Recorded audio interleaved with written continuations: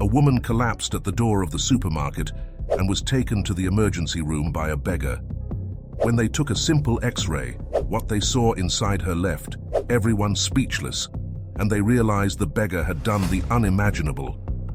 The dawn bathed the city in a soft light, filtering through the tall windows of Jenna Smith's luxurious apartment. The city was waking up around her, but within her home, silence reigned. Jenna got up with the precision of a Swiss watch.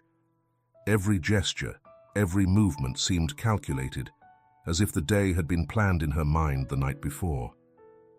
The sound of her mobile phone vibrating on the table interrupted the calm for a brief moment. It was a constant reminder, work notifications, emails, calls that kept her tethered to her professional life. Dressed in a dark suit, almost military in its austerity, Jenna briefly glanced at herself in the mirror. Her reflection showed no emotion, only a woman with a cold, calculating gaze.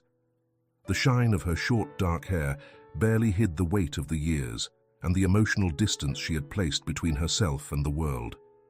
Her home, with its clean lines and minimalist furniture, reflected her life, controlled, functional, solitary.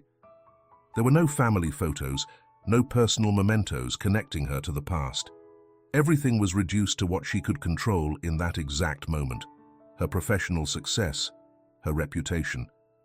Meanwhile, just a few blocks away, in a secluded corner of a park, Thomas West woke up in his makeshift refuge. His body was covered by a worn blanket, and beside him, a bag with a few personal belongings, all he owned in the world. The coldness of the dawn seeped into his bones, but he was used to the daily struggle. His face, marked by the traces of a life filled with hardships, also reflected the kindness that still lived in his soul. His gaze, though tired, still held a spark of humanity that hadn't been lost, despite everything he had gone through. Every morning, Mary, the owner of the nearby supermarket, offered him a hot cup of coffee.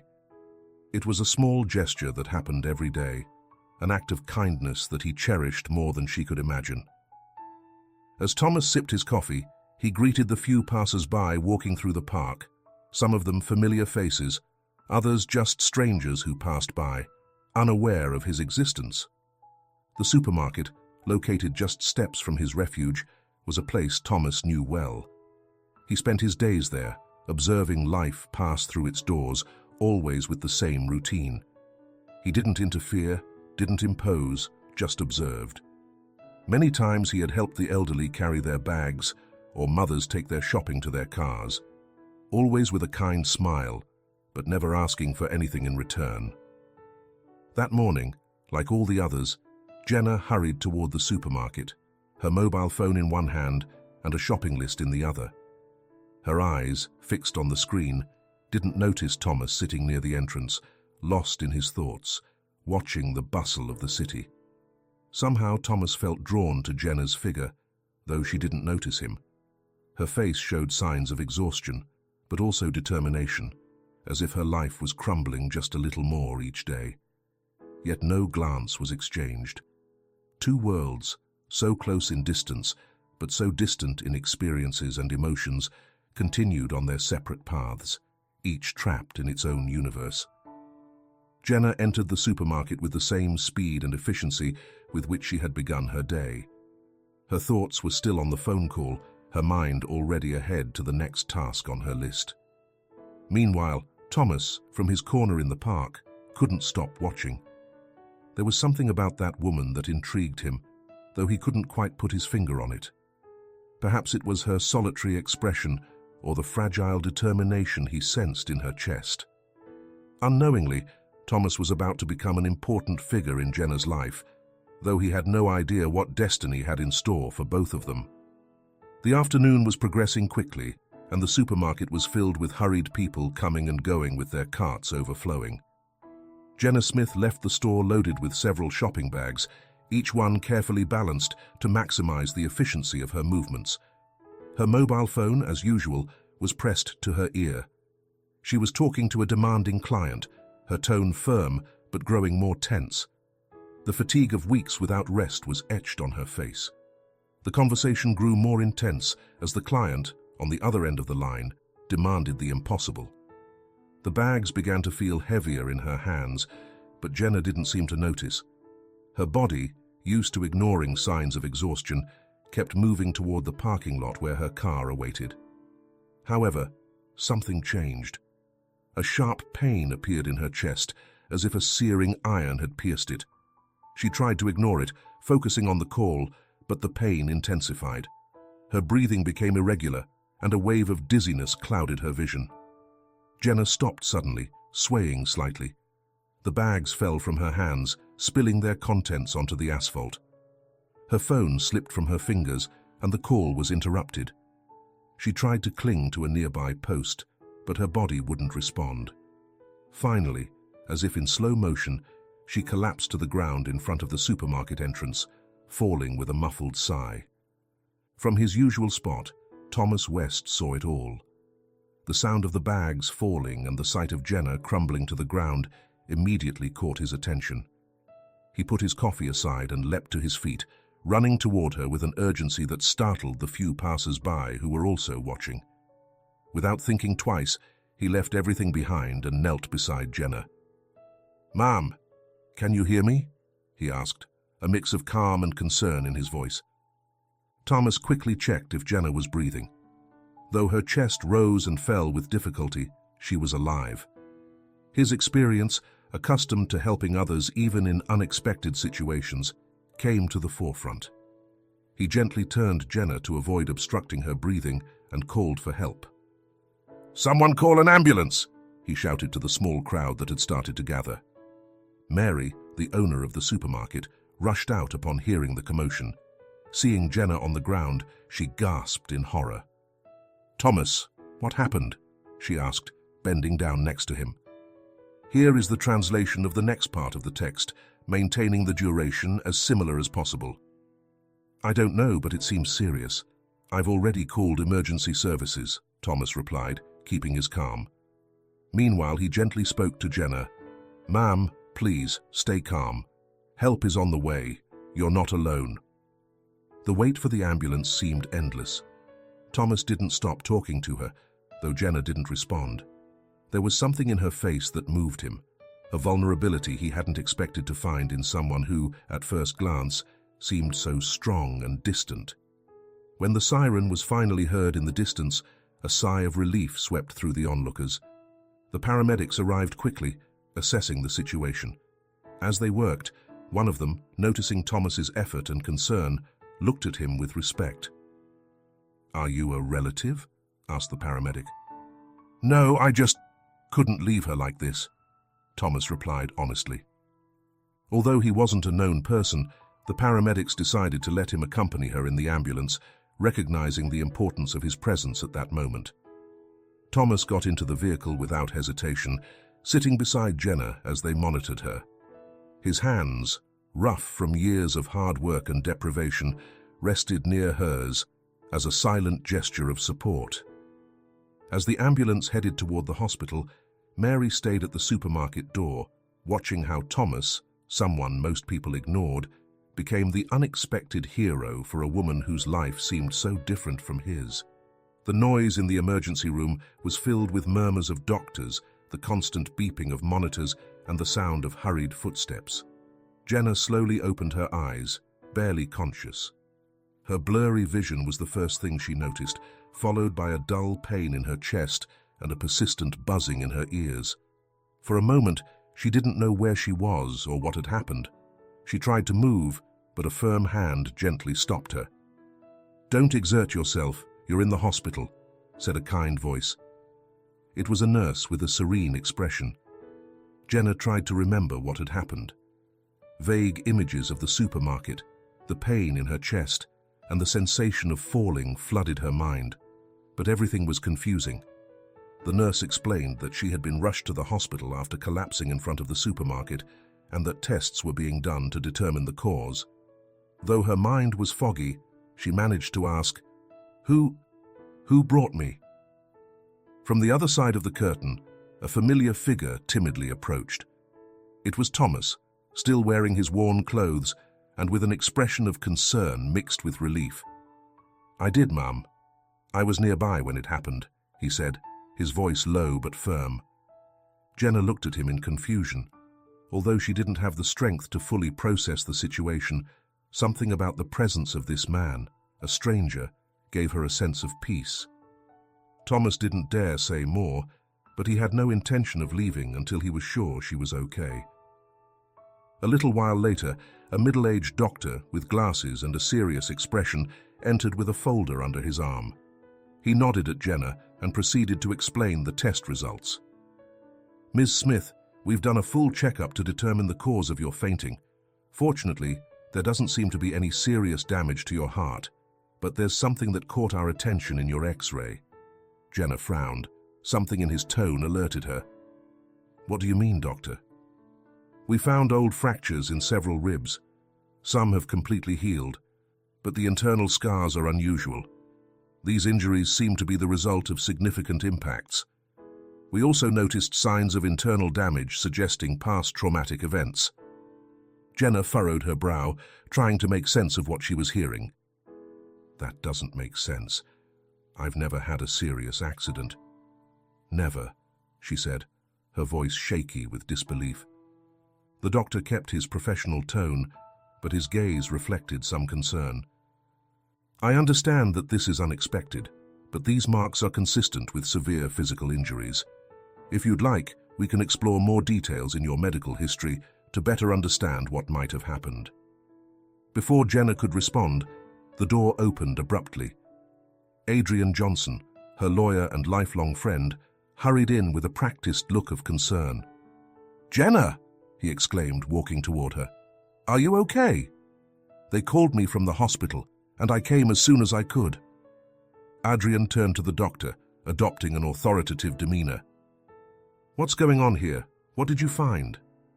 The doctor, without losing his professionalism, explained what he had found. However, Adrian's reaction was immediate and controlling. He placed a hand on Jenna's shoulder as if to reaffirm his dominance. "Doctors, I appreciate your dedication, but I'll make sure all of this remains confidential. Jenna doesn't need any more complications right now. I'll take care of everything." Jenna, still disoriented, said nothing. Her usual silence in the presence of Adrian formed a barrier. The doctor, though visibly uncomfortable with Adrian's attitude, agreed to his request. Thomas, who had been waiting in the hallway, watched the scene from a distance. Although he didn't hear the entire conversation, something in the interaction between Adrian and Jenna deeply unsettled him. The way Adrian touched her and spoke for her felt strange, almost oppressive. Inside him, an intuition grew, an inexplicable certainty that something was deeply wrong. While Adrian spoke with the doctors and arranged everything, Thomas decided to stay a little longer. Something in his instincts told him that this was not the end of what had begun that day at the supermarket door. The hospital room was dim. Jenna, sedated after the tests and meeting with Adrian, rested in a white bed, surrounded by machines monitoring her condition. Her face, usually cold and controlled, was now relaxed, vulnerable. The hallway was silent, except for the occasional steps of nurses and the distant murmur of patients in other rooms. Meanwhile, Thomas West, after hours of waiting at the hospital, decided to return to the supermarket. Although he knew he had no obligation to stay there, a strange feeling kept him tethered to that woman. Something in her tired eyes and in the way Adrian behaved with her had moved and worried him equally. Upon arriving at the supermarket, Mary greeted him with her usual warmth. Without waiting for an explanation, she invited him to the back room, where the smell of freshly brewed coffee filled the small space. Thomas sat down, accepting a cup with gratitude. Mary watched him for a moment, noticing the tension in his posture. "How is the lady?" asked Mary, serving herself a cup as well. Thomas took a sip of coffee, searching for words. "The doctors said she's stable, but they found strange things in her body. Scars, old fractures. They say they're from a long time ago, but she doesn't remember anything about it." He paused and looked at Mary seriously. "And that man who was with her, Adrian, he doesn't sit right with me. He seems more concerned with controlling everything than actually helping her." Mary nodded slowly, sensing the genuine concern in Thomas's voice. "Sometimes, those who seem to have it all are the ones who suffer the most inside," she said, with a wisdom that came from years of observing the people who passed through her business. The conversation took a more personal tone. Thomas, feeling at ease, began to share part of his story. He talked about how, years ago, he had been a school teacher with a happy life alongside his wife and daughter. Everything changed one fateful night when a drunk driver crashed into the car his wife and daughter were traveling in. The accident was devastating. Both died instantly. "Since then, I haven't wanted to move on," Thomas confessed, his voice breaking with the contained emotion. "I left my job, my house, everything. I ended up on the streets, not because I couldn't find another way, but because I felt like I didn't deserve it." Mary, moved, placed a hand on his shoulder in a supportive gesture. "Thomas, what you did today for that woman, that shows your heart is still strong.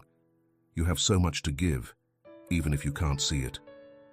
Thomas sighed, grateful for Mary's words, but still carrying the weight of his past. His mind, however, kept drifting back to Jenna. There was something in her fragility, in the emptiness she seemed to carry with her, that resonated deeply within him. "I don't know why, but I feel like she needs help. And not just for what happened today," he said finally with determination. "There's something else, something that's not right in her life. If I can do something, even if it's small, I'm not going to abandon her." Mary, although worried about what this decision might imply, smiled warmly. "Do what you feel is right, Thomas. Sometimes, a small gesture can change a life." As the night went on, Thomas reflected on his words. Though he couldn't fully explain it, he knew that his encounter with Jenna wasn't a coincidence. There was something in her vulnerability that awakened in him a protective impulse, a need to be useful, to redeem his past by helping someone who seemed as broken as he was. Unknowingly, that encounter would mark the beginning of a connection that would transform both their lives. The sunlight streamed through the white curtains of the hospital room, illuminating the tense faces of Jenna and Adrian. She sat in silence on her bed, her eyes lost in the urban landscape beyond the window. Adrian, as usual, stood beside her, fiddling with his mobile phone while giving her instructions on how to manage legal and business matters in her absence. The moment was abruptly interrupted by the entry of a young woman. Laura Smith, 19 years old, entered with firm steps, dropping her backpack onto a nearby chair with a thud that resonated through the room. Her youthful energy and the shine of her light brown hair contrasted with Jenna's pale and exhausted appearance. Her eyes, filled with fire and frustration, fixed on her mother. "Seriously, Mom? You weren't even going to tell me you were in the hospital?" she exclaimed, crossing her arms. Her tone, though filled with anger, also hinted at genuine concern. Jenna lifted her gaze to her daughter, but didn't respond immediately. The tension between them was palpable, as if an invisible wall separated them. Adrian, observing the interaction, intervened before Jenna could speak. "Laura, your mother's been through a lot these days. Maybe you should calm down a bit before making this harder," he said, with his usual condescending tone. Laura turned her head toward him, shooting him a look of pure disdain. "You don't have the right to tell me how to talk to my mother," she replied, her restrained fury leaving Adrian momentarily speechless. The confrontation made Jenna feel even smaller. Her gaze shifted between her daughter and Adrian, unable to find the right words to ease the situation. Finally, she took a deep breath and spoke in a tired tone. "Laura, I didn't want to worry you. It was just a fainting spell. The doctors are already checking everything." Laura, still upset, pulled out some photos from her backpack and placed them on the table next to Jenna's bed. They were old pictures from family events and work gatherings. In some, the bruises on Jenna's arms and face were barely visible, but now, with the context of the medical diagnosis, they took on new meaning. "And this? Were you going to hide this from me too?" Laura said, pointing to the images. "What's going on with you, Mom? Don't tell me you don't know where these marks came from." Jenna stared at the photos, and for a moment, something seemed to break in her expression. However, as quickly as it appeared, that vulnerability was replaced by her usual mask of control. "Laura, these photos don't matter. It's not something you need to worry about right now," she replied, looking away. Laura let out an incredulous laugh, filled with bitterness. "Of course it matters. You can't keep ignoring everything like nothing's happening. She stopped herself, closing her eyes to calm down. "I just want to know the truth, Mom.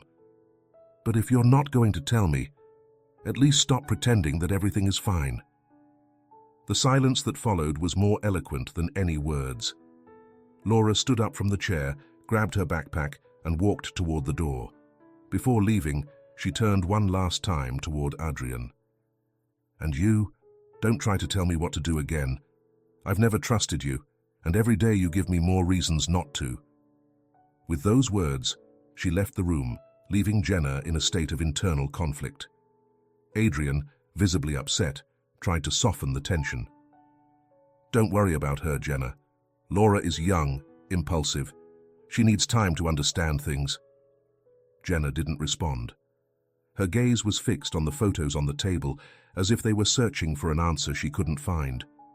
Adrian, realizing that his words weren't having any effect, left the room with an excuse, leaving Jenna alone with her thoughts. In the hallway, Laura walked quickly, trying to hold back her tears. She knew there was more behind all this, something her mother wasn't willing to reveal. And even though she couldn't stand the feeling of helplessness, she wasn't willing to give up. In the room, Jenna continued staring at the photos. Her hands trembled slightly as she held one of them, while her memories struggled to emerge from the darkness in which she had buried them. Though she wouldn't admit it out loud, she knew Laura was right. The time had come to face what she had been avoiding for so long. Night slowly fell over the city, bringing with it an unsettling silence that filled Jenna's hospital room. The constant hum of the heart monitor and her soft breathing were the only sounds that broke the stillness.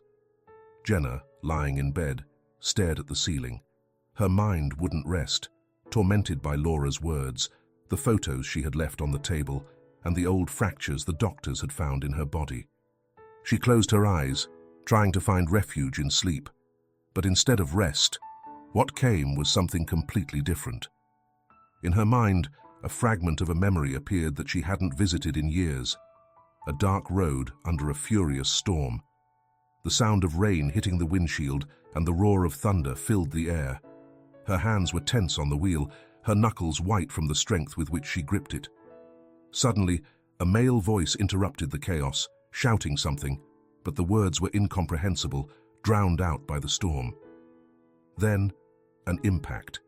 The sensation of being thrown forward, blinding lights enveloping everything. And then, silence. Jenna woke up suddenly, her heart pounding fiercely and a cold sweat covering her forehead. Her hands trembled as she tried to calm herself. She knew this wasn't just any dream. It was something more, something her mind had buried, and now it was starting to surface.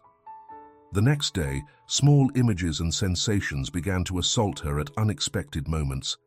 The smell of burnt rubber, the sight of broken glass on the asphalt, and the echo of an angry argument that she couldn't quite place. These scattered memories left her disoriented, unable to focus on anything else.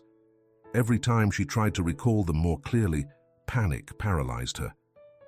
In an attempt to maintain control, Jenna decided to distract herself by reviewing the medical results she had received.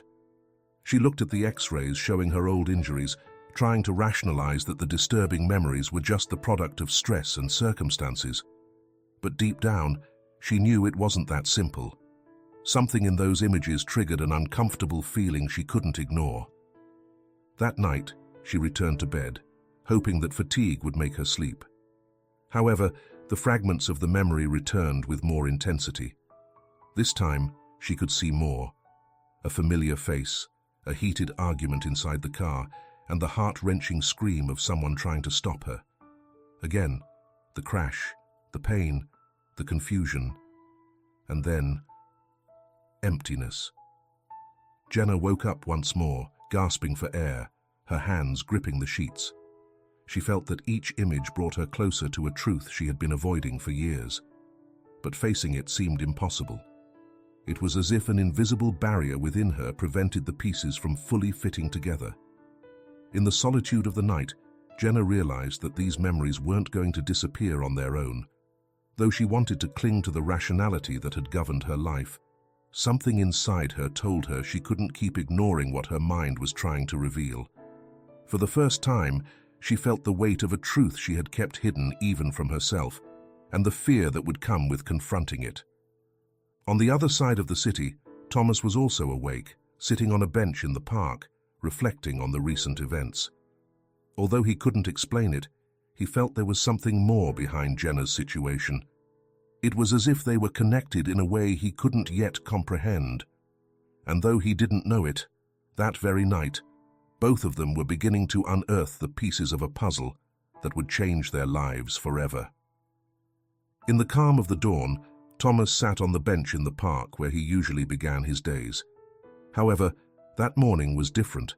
His mind was occupied with the fragments of information he had gathered over the past days. Something didn't add up in Jenna Smith's story. The scars, Adrian's controlling attitude, and his own intuition told him there was more behind the facade of that woman with a tired gaze. Mary, who was passing by to pick up the newspaper to open her supermarket, noticed Thomas's thoughtful expression. With a hot coffee in hand, she approached and sat next to him. "You seem more worried than usual," she commented softly, offering him the cup. Thomas thanked her gesture and took a sip, feeling the comforting warmth of the coffee in his hands. "It's Mrs. Smith." "Jenna." "Something's not right in her life, Mary. The scars the doctors found, her distant behavior, and that man, Adrian. I don't know what it is, but there's something dark in all of this." Mary looked at him for a moment before responding. "If you feel you can help her, you should do it. But be careful, Thomas. Some truths can be more complicated than they seem." After a long silence, Mary had an idea. "I know someone who might be able to help you. Hector Gonzalez. He was my husband's friend before he passed away.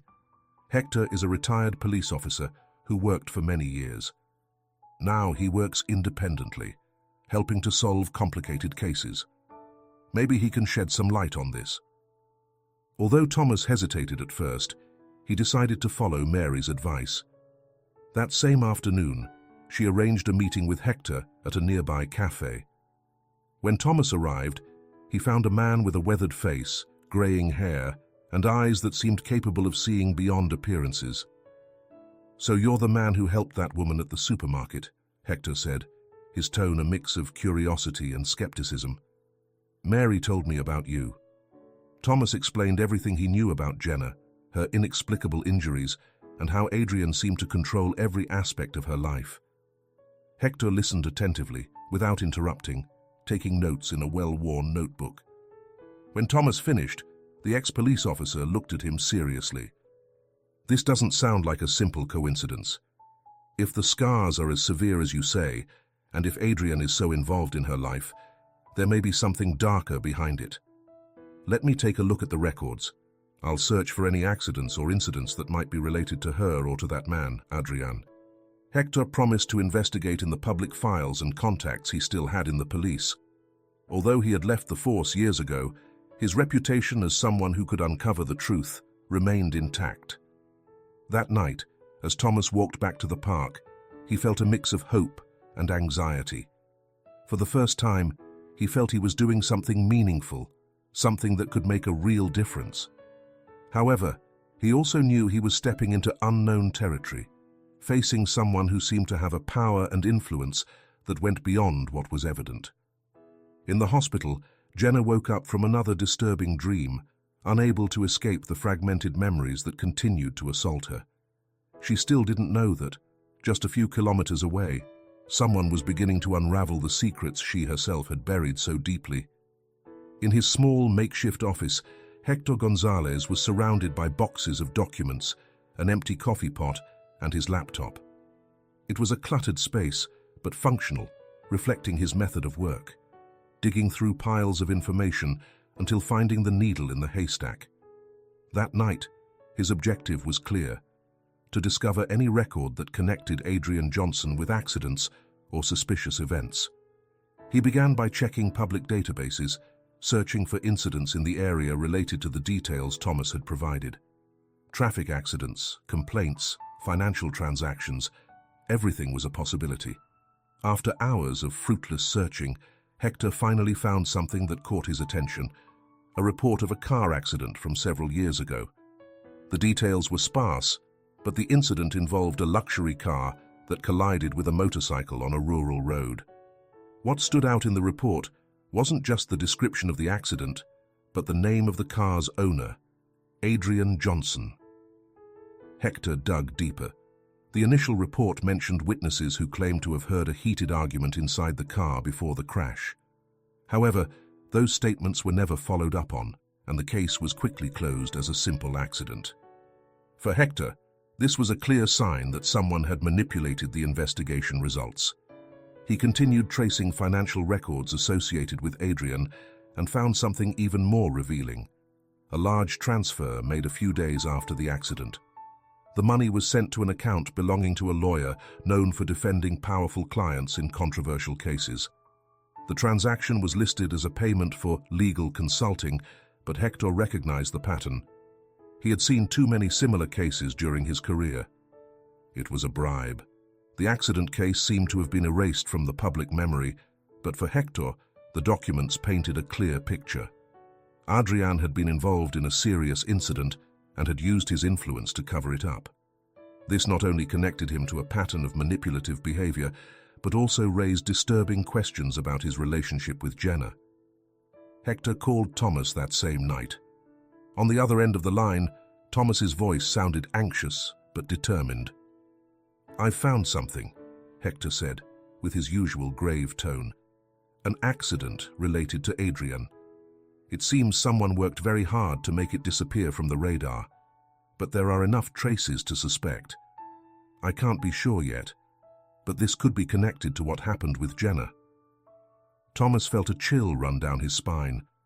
Although he didn't know all the details, something in his intuition told him that this was just the beginning of a much darker truth. "What do we do now?"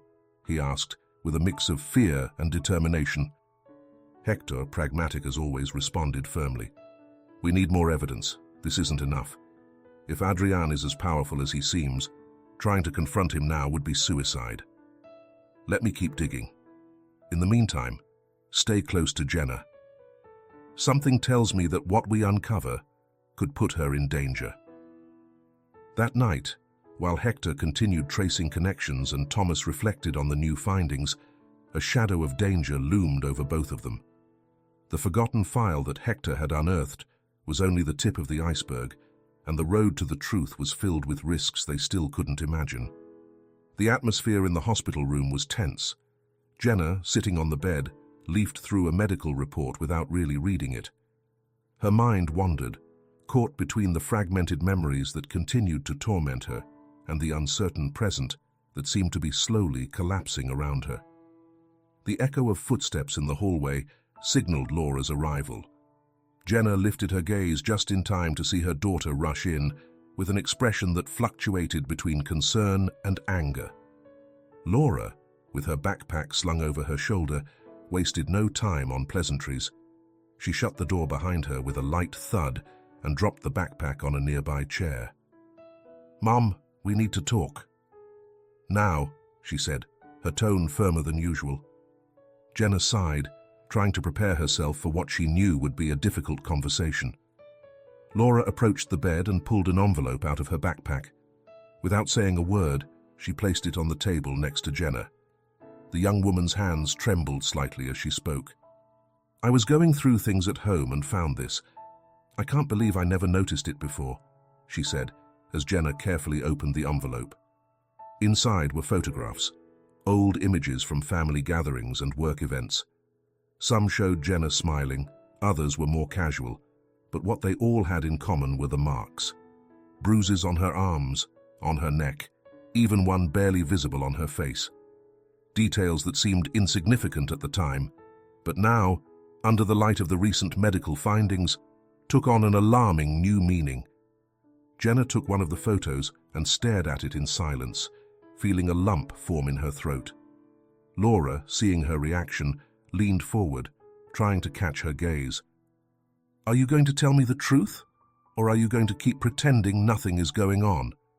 Laura asked, a mixture of anger and pain in her voice. Jenna looked away from the photo and carefully placed it on the table. Her voice, when she finally spoke, was weak. "It's not what you think, Laura. These photos, they don't mean anything." Laura stood up abruptly, frustrated. "Of course they mean something, Mom. You can't keep hiding it from me. Not after what the doctors found, not after these photos. Is it Adrian? Did he do this to you?" Jenna shook her head, but not with enough conviction.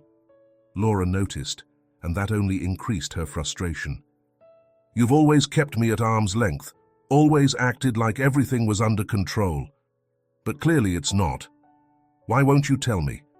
Why do you always leave me out?" Jenna, unable to face the intensity of her daughter's gaze, looked back at the photos. For a few seconds, silence filled the room, broken only by the sound of the heart monitor. Finally, Jenna spoke, though without directly answering. "I thought keeping you away would protect you. I didn't want you to carry my problems." Laura closed her eyes and clenched her fists, trying to hold back the tears that threatened to fall.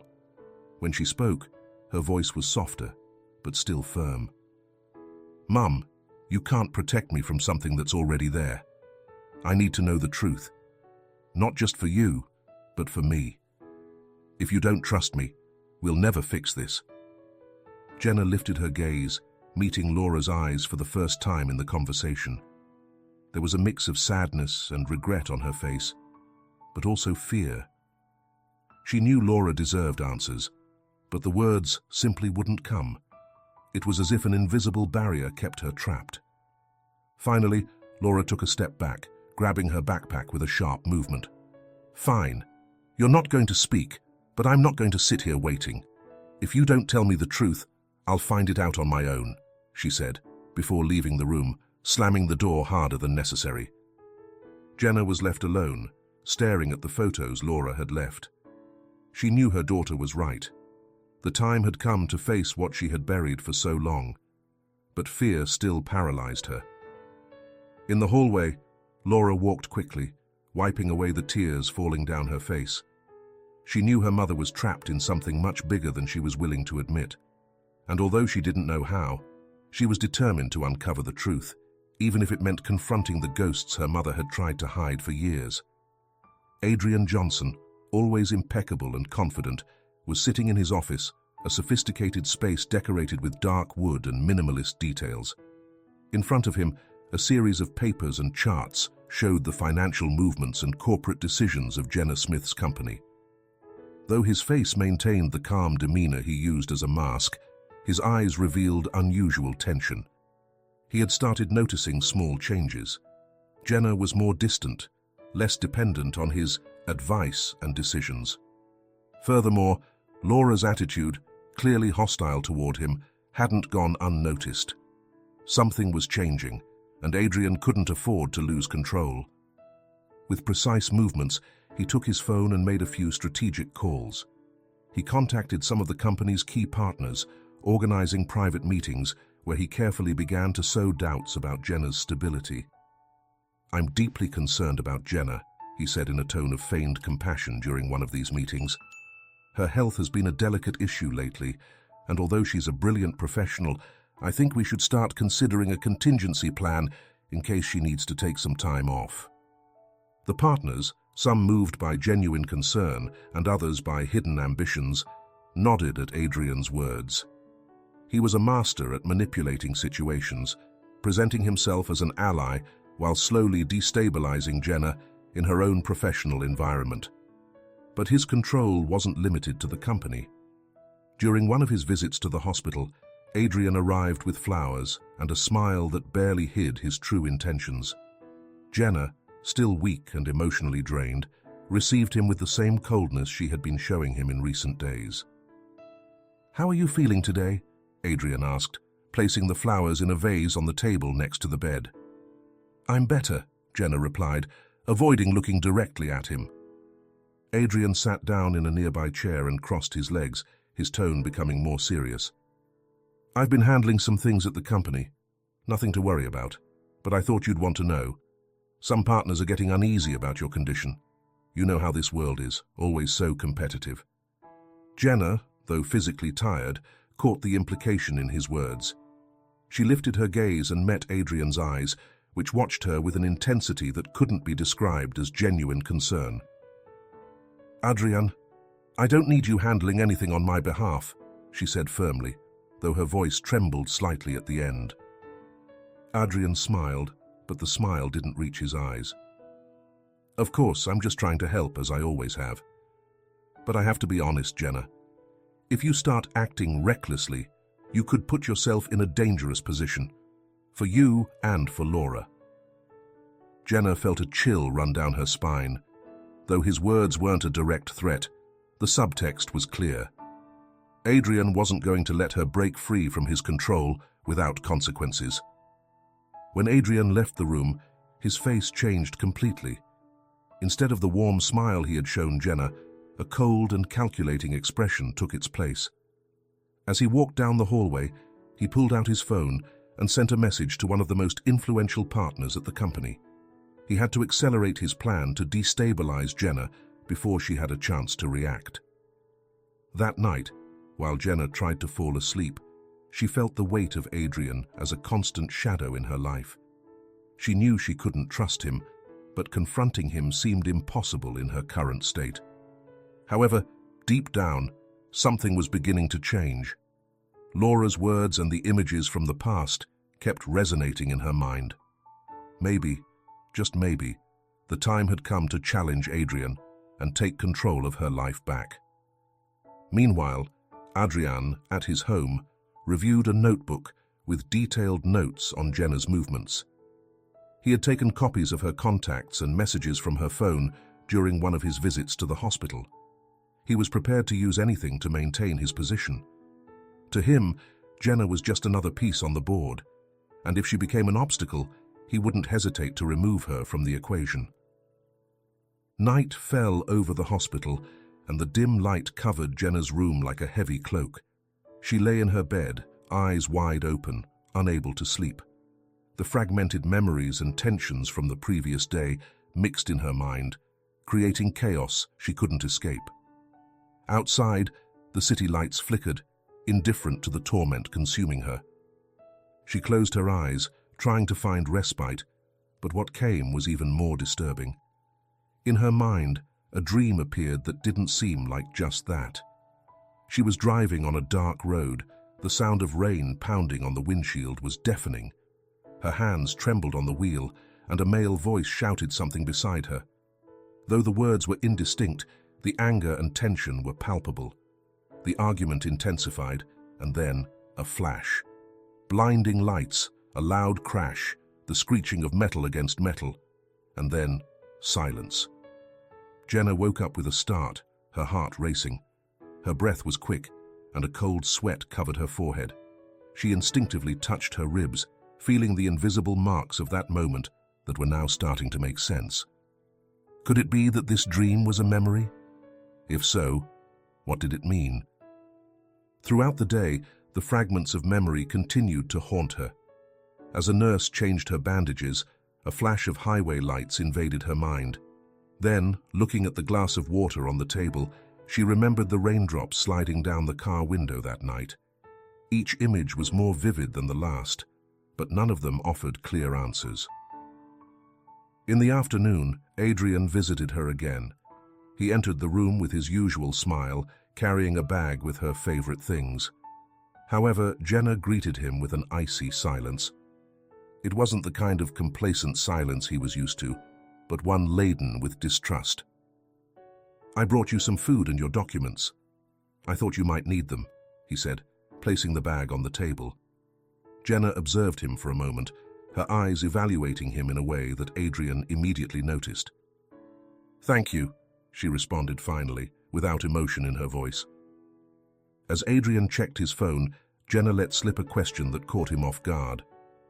"Were you with me the night of the accident?" Adrian looked up, his expression subtly changing, but enough to confirm Jenna's suspicions. He kept his composure, but his tone betrayed a slight nervousness.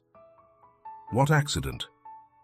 "I don't know what you're talking about," he replied, pretending confusion. Jenna stared at him, recalling fragments from her dream. She could feel something cracking in Adrian's controlling facade. "It was raining and we were arguing in the car. Something happened. Something serious. Was it your fault?"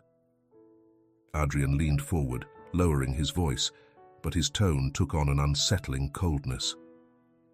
"Jenna, I think you're letting your dreams confuse you. We already talked about this. That accident wasn't as bad as you think, and we handled it together. You shouldn't worry about details that don't matter now." The answer, though carefully calculated, confirmed what Jenna feared. Adrian knew something she still couldn't fully remember. However, her fear and physical weakness kept her silent. She wasn't ready to face him directly, but she couldn't keep ignoring the truth either. When Adrian left, his presence left an emptiness in the room, but also a new sense of determination in Jenna. She knew she couldn't trust him, and that the truth, no matter how terrifying, was close to coming to the surface. For the first time in years, she felt that the control Adrian had held over her life was starting to crack. That night, as she tried to sleep, the memories returned with more clarity. In the car, Adrian's face was tense and angry. The highway lights illuminated his aggressive gestures as he tried to wrest control of the wheel from her. The crash, the lights, the pain. Everything was starting to fit, but there were still missing pieces. Though terrified, Jenna understood that these memories weren't just fragments. They were warnings that her past contained a much darker truth than she had ever imagined. And Adrian was at the center of it all. The hospital was quiet in the early morning hours. The empty hallways and the echo of distant footsteps created an almost solemn atmosphere. Thomas, with exhaustion evident on his face, walked down the long corridor to Jenna's room. He had spent the entire night reflecting on Hector's revelations and the growing certainty that Adrian posed a real threat to her. When he entered, he found Jenna awake, sitting by the window. The soft light of dawn illuminated her figure. Though she seemed calmer, there was a weight in her eyes, as if the memories that had tormented her for days had left an indelible mark. When she heard the door, she turned slowly and saw Thomas with a slight smile of greeting. "How are you feeling today?" he asked, with his usual calm tone. Jenna looked at him for a moment before responding. "A little better, I guess. But I can't stop thinking about all this. The memories, the scars, Adrian. Nothing makes sense." Thomas sat down in a chair near the bed, his posture relaxed but his expression serious. After a few seconds of silence, he decided to speak. "Mrs. Smith, Jenna, there's something I want to share with you. Something about me that might help you understand why I'm here." Jenna looked at him with curiosity, leaning slightly forward. "Go ahead," she said, with a hint of intrigue in her voice. Thomas took a deep breath before beginning. His voice was calm, but filled with contained emotion. "A few years ago, I had a completely different life. I was a school teacher, married to a wonderful woman, Valeria, and a father to a daughter who was my world, Camilla. We lived modestly, but we were happy. Everything changed one night when a drunk driver crashed into the car my wife and daughter were in. They died instantly." Jenna noticed how Thomas's eyes began to water, though his voice remained steady. "I tried to move on. I really did. But the emptiness they left..." He paused, searching for the words. "It consumed me. I quit my job, my house, everything. I ended up on the streets, not because I didn't have options, but because I didn't have the strength to keep going. Jenna listened intently, feeling an unexpected connection to Thomas's pain. He continued, looking at his own hands as if he could find the answers in them. When I saw you collapse that day, I don't know why, but something about you reminded me of Valeria, that strength that tries to hide the pain. I know it well. I couldn't just stand there and do nothing. Jenna didn't know what to say right away.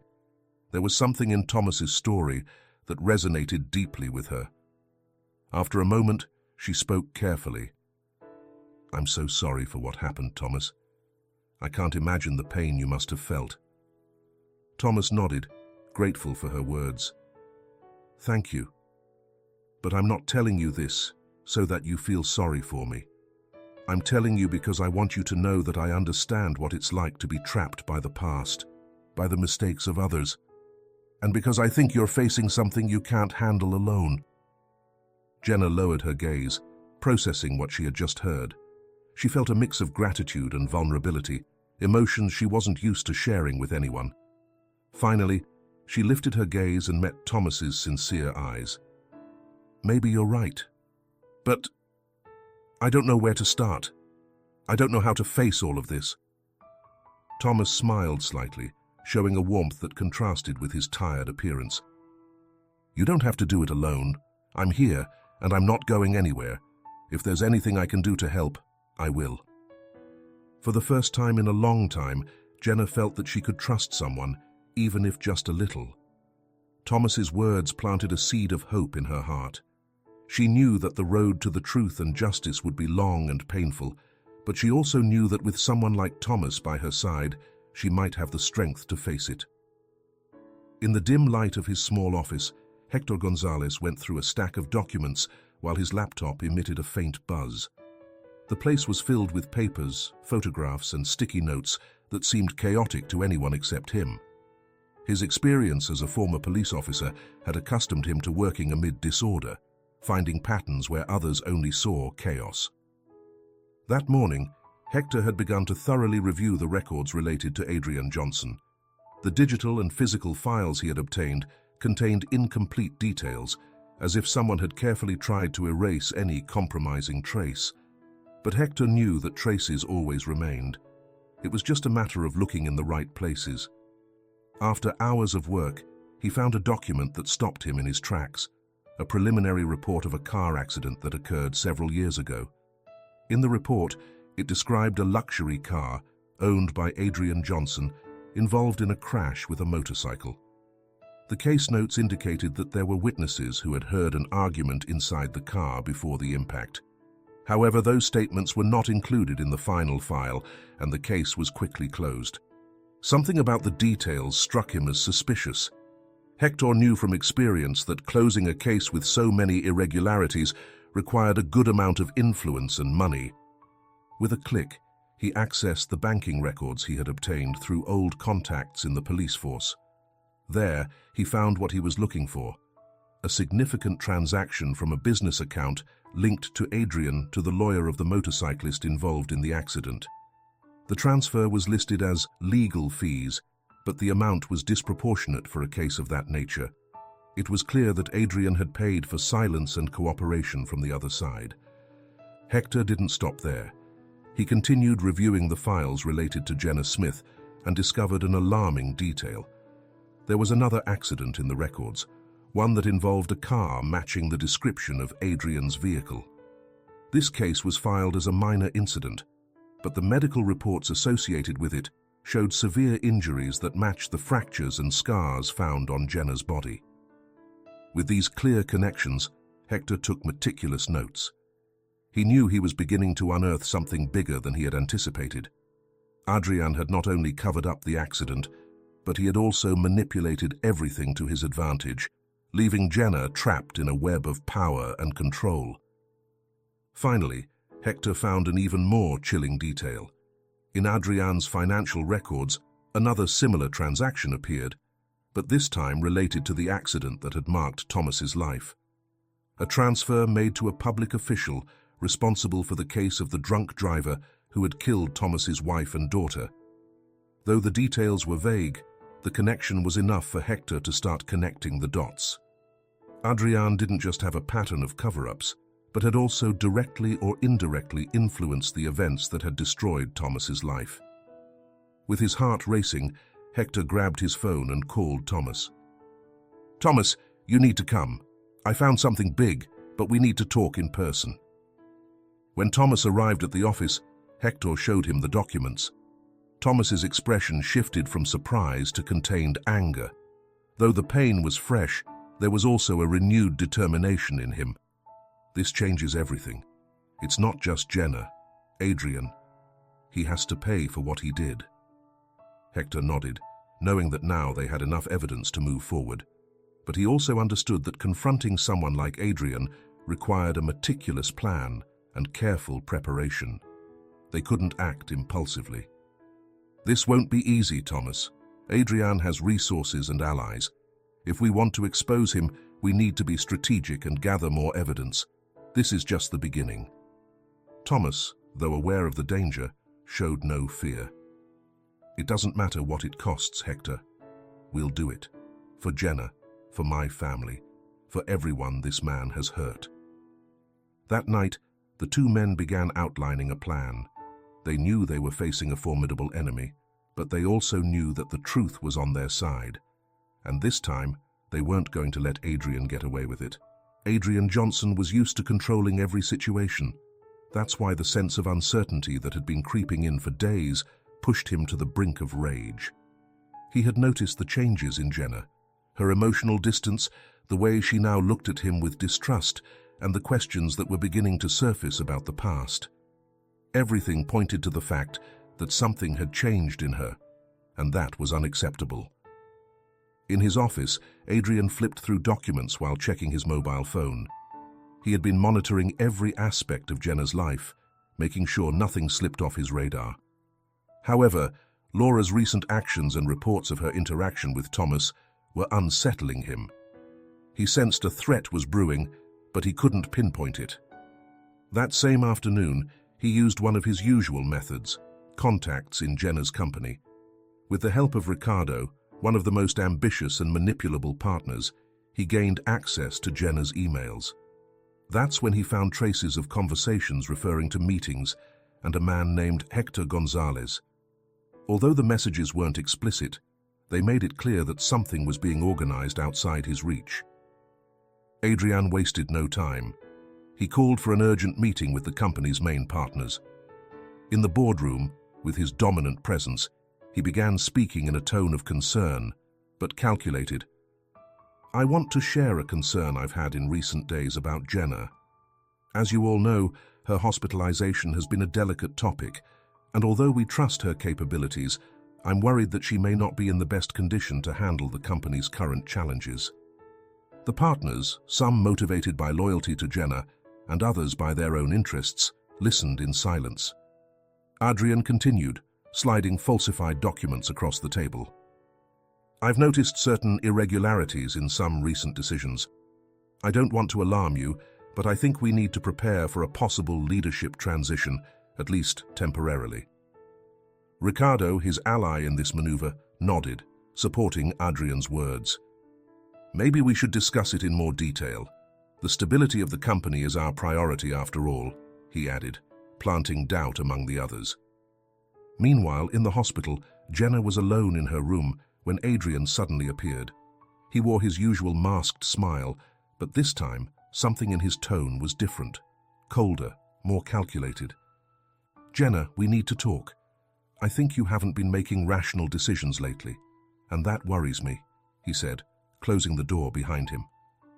Jenna looked at him cautiously, knowing that any word could be used against her. "What do you mean, Adrian?" she asked, keeping her voice calm. Adrian stepped closer, leaning slightly toward her. "I've been reviewing some documents and noticed certain patterns. I'm worried that you may be letting your emotions interfere with your judgment. I wouldn't want this to escalate into something that could harm you, or Laura." The veiled threat hung in the air, but it was enough for Jenna to feel a shiver run down her spine. She clenched her hands against the sheets, fighting the urge to shout at him. She knew that was what he wanted, to destabilize her, to make her seem incapable. "I don't know what you're talking about, but I won't let you use Laura to manipulate me," she said finally, with a firmness that surprised even herself. Adrian, seeing that his strategy hadn't had the desired effect, softened his tone, but his gaze remained threatening. "I just want what's best for you, Jenna. But remember, everything I've done has been to protect you. I hope you don't give me a reason to act otherwise." With those words, he left the room, leaving Jenna trembling with contained rage. She knew Adrian was intensifying his control, but she also knew she couldn't allow it anymore. That night, as Adrian prepared his next move, Jenna made a decision. She could no longer be a spectator in her own life. Though the fear still lingered, something stronger was beginning to grow inside her. The determination to face him and take back what he had stolen from her. Mary's supermarket was in full swing that afternoon, with customers coming and going, carrying bags and chatting animatedly. However, in the back room, where the smell of freshly brewed coffee filled the air, the atmosphere was much quieter. There, Mary was organizing boxes when she noticed Laura enter hurriedly, her face marked by a mix of frustration and concern. "Laura!" exclaimed Mary, setting aside what she was doing. "What brings you here? Is everything okay?" Laura, still under the effects of the argument with her mother, dropped her backpack onto a chair and rubbed her face with her hands, trying to calm herself. "No, Mary, nothing is okay. My mom, she doesn't tell me anything. I know there's something big happening, something she's been hiding for years, but she doesn't trust me enough to tell me." Mary watched her with her usual understanding look, letting the words flow without interrupting her. She served a cup of tea and placed it in front of Laura before sitting beside her. "Sometimes people carry such heavy things that they think they're protecting others by not sharing them," Mary said softly. "But I also understand how frustrating it must be for you. What do you think you can do?" Laura took a sip of the tea, reflecting. "I don't know. I just know that Adrian is involved.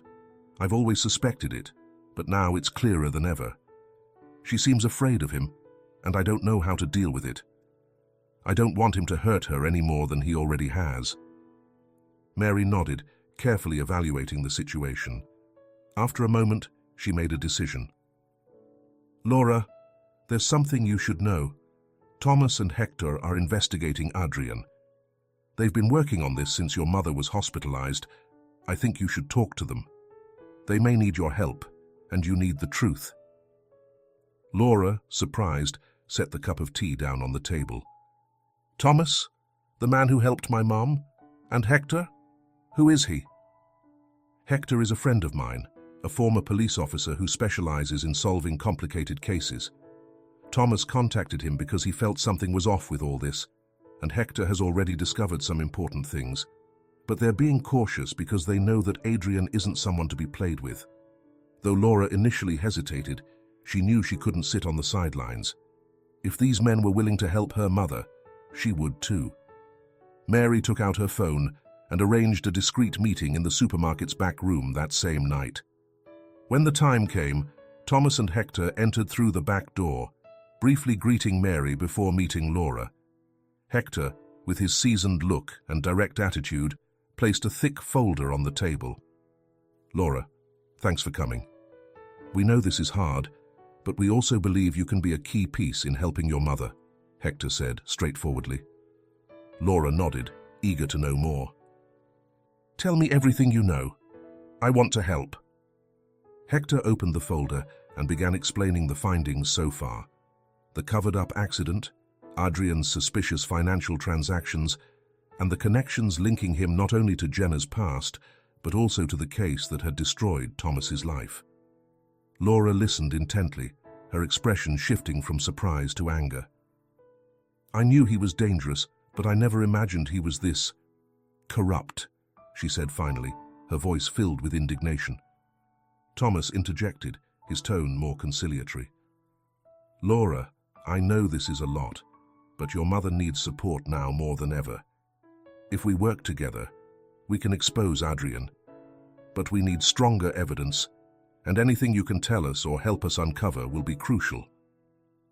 Laura looked at the men in front of her, feeling for the first time in a long time that she had a clear purpose. She knew that confronting Adrian wouldn't be easy, but she was willing to do it for her mother. "I'm in. I'll do whatever it takes." Mary, who had been watching from a corner, smiled with pride.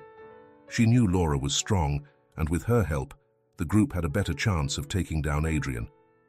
That night, a plan began to form, and for the first time, they all felt they had a real chance to fight against the power and corruption that Adrian had wielded for so long.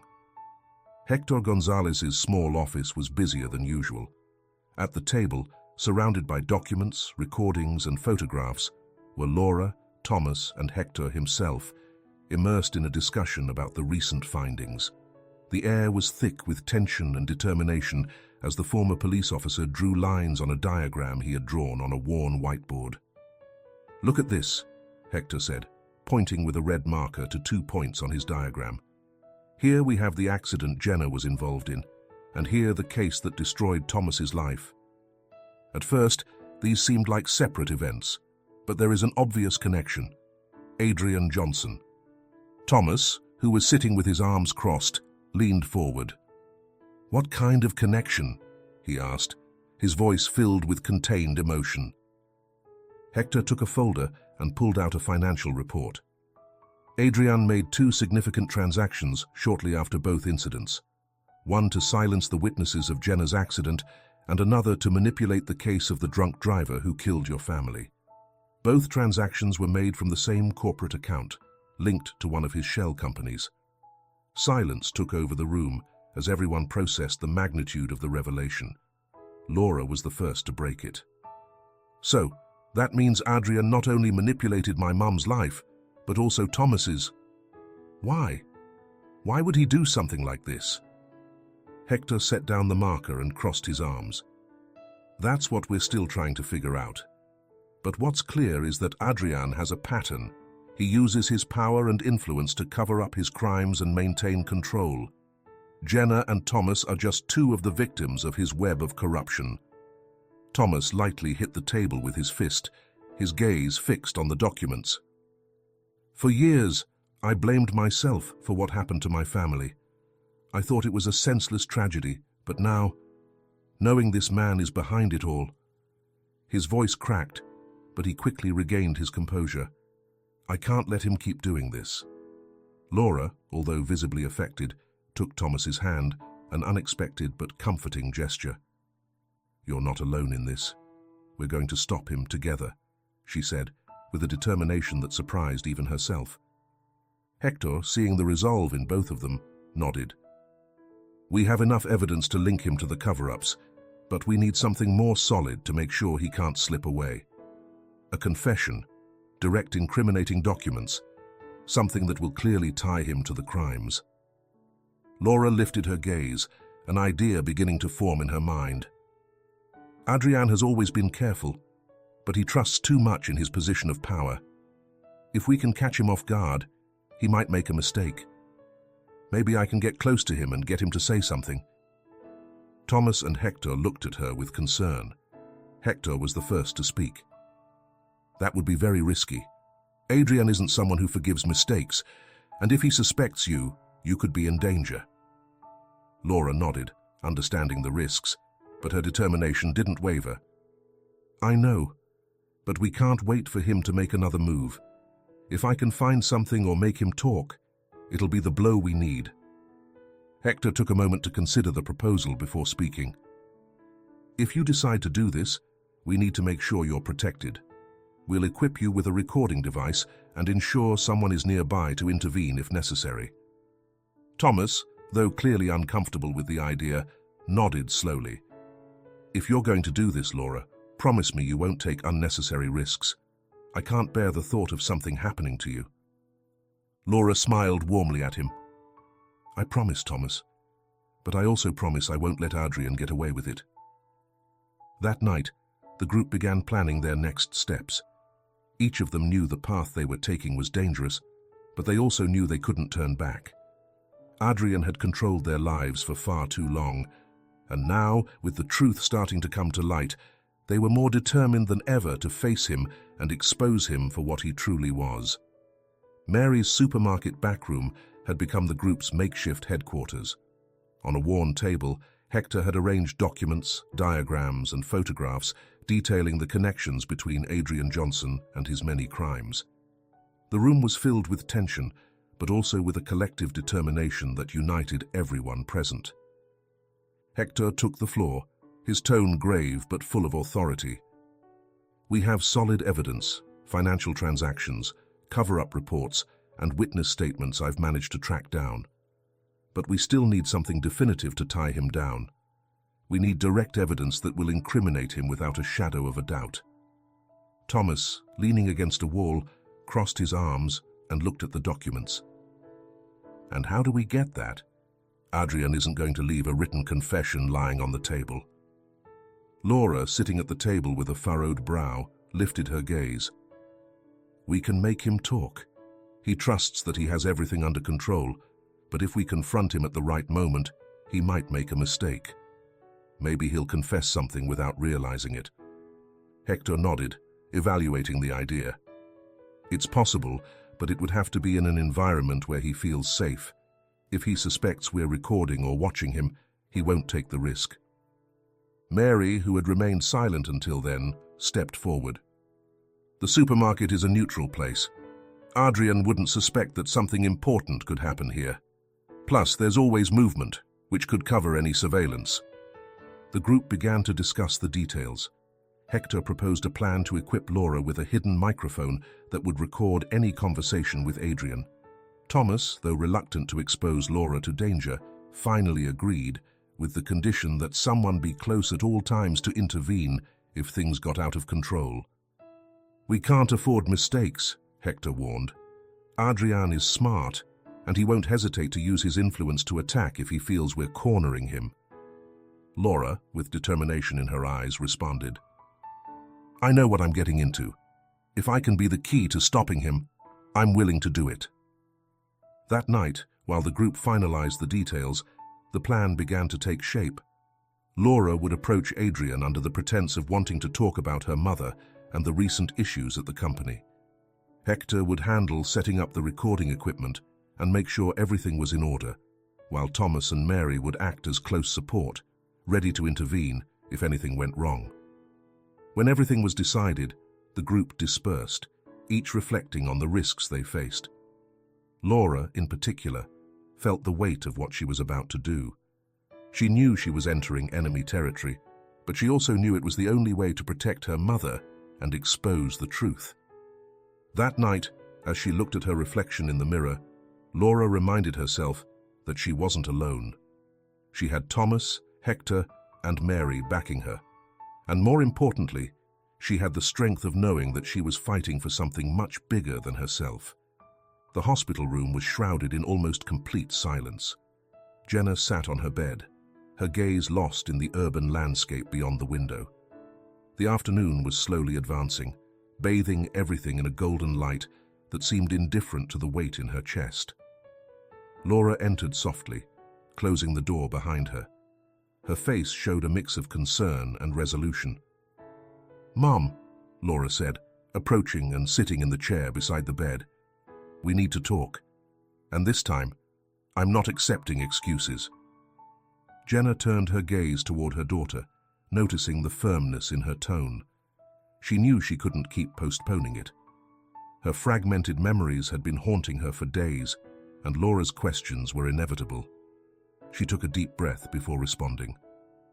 "Okay, Laura, let's talk." The young woman seemed surprised by her mother's willingness, but she wasted no time. She pulled out the photos she had found earlier and placed them on the table next to the bed. "I want you to explain this to me, Mum. The marks, the scars. Why didn't you ever tell me?" Jenna took one of the photos with trembling hands. She stared at it for a few seconds before carefully placing it back on the table. "Because I didn't know how to explain it to you. Because I was afraid to face it myself." Laura didn't say anything, waiting for her mother to continue. Jenna closed her eyes, trying to find the words. When I met Adrian, he was different, or at least that's what I thought. He helped me make my way in the company, supported me when no one else did. But over time, everything changed.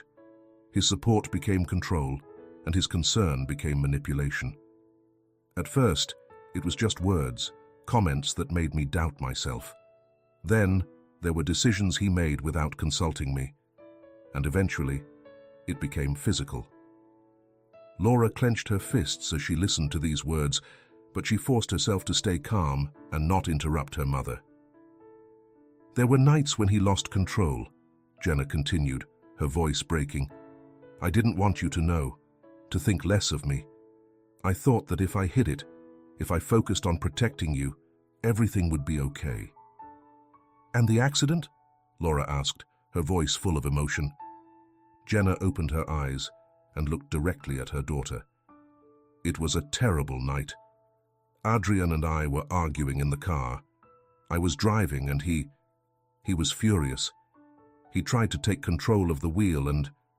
She paused, her voice trembling. We crashed. It was a miracle that neither of us died, but the consequences were marked on my body. And he manipulated everything to make it look like a minor accident, so no one would investigate. Laura felt tears fill her eyes, but she didn't let them fall. She took her mother's hand, holding it tightly. Mom, you can't keep letting him control your life. You're not alone in this. Thomas, Hector, and I, we're here to help you, but you have to trust us. Jenna squeezed her daughter's hand, feeling a mix of relief and fear. She knew her confession was only the first step, but she also knew the road ahead would be difficult. I trust you, Laura, and I'll do whatever it takes to put an end to this. For the first time in years, Jenna felt the weight she had carried in silence starting to ease. Laura hugged her tightly, promising herself that she would do everything in her power to protect her mother and bring Adrian to justice. The atmosphere at Jenna's company was tense, as if an invisible storm was about to break. Adrian, always meticulous, had intensified his surveillance. He suspected that something was happening behind the scenes, something that threatened to unravel the control he had held for years. In his office, he reviewed a copy of Jenna's emails, provided by Ricardo, one of the most ambitious partners at the company. Ricardo had proven to be a valuable ally, though easily manipulable. Adrian knew how to exploit his aspirations to get what he wanted. With the emails in hand, he began to notice patterns, mentions of meetings, names like Hector Gonzalez and Thomas West, and vague references to important documents. Although the messages weren't explicit, they confirmed his suspicions. Jenna was planning something against him. Adrian closed the emails and looked up at Ricardo, who was sitting across from him. Thanks for this, Ricardo. You've done the right thing by coming to me. Now we need to act quickly, Adrian said, his tone calm but full of intent. Ricardo, nervous, nodded. All I want is to make sure the company is protected. Jenna doesn't seem fit to lead, and if anything goes wrong, I don't want to be on the wrong side. Adrian smiled, though the coldness in his eyes betrayed his true intentions. Don't worry, I'll make sure everything is under control. That same afternoon, Adrian began to move in the shadows. He called private meetings with other partners, sowing doubt about Jenna's stability. I know we all trust her, but her recent hospitalization and evasive attitude aren't encouraging signs. If we don't act, we could put the company at risk, he told them, using a tone of rehearsed concern. Some partners, influenced by Adrian's charisma and the apparent logic of his words, began to question Jenna's ability to lead. Others, though uncomfortable, decided to remain silent. Meanwhile, in the hospital, Jenna and Laura continued processing the recent revelations. Jenna had started to regain some strength, both physically and emotionally, thanks to the support of Laura and the group. However, they had no idea that Adrian was one step ahead, working to destabilize her on her own turf. In the supermarket's back room, Hector received a call from one of his contacts at the company. The information they provided confirmed his fears. Adrian is making moves to remove Jenna. He's sowing doubts among the partners and seems to be preparing a direct strike, the contact reported. Hector shared the news with the group that same night.